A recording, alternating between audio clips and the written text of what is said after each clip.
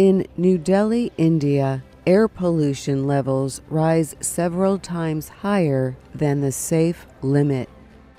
In the United States, President Donald Trump dismisses a report that North Korea has at least 13 undeclared bases.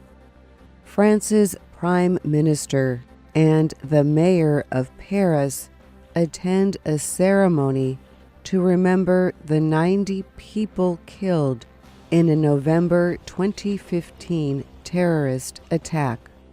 And people in Hollywood gather to remember the American comic book writer and publisher Stan Lee, who died Monday at the age of 95.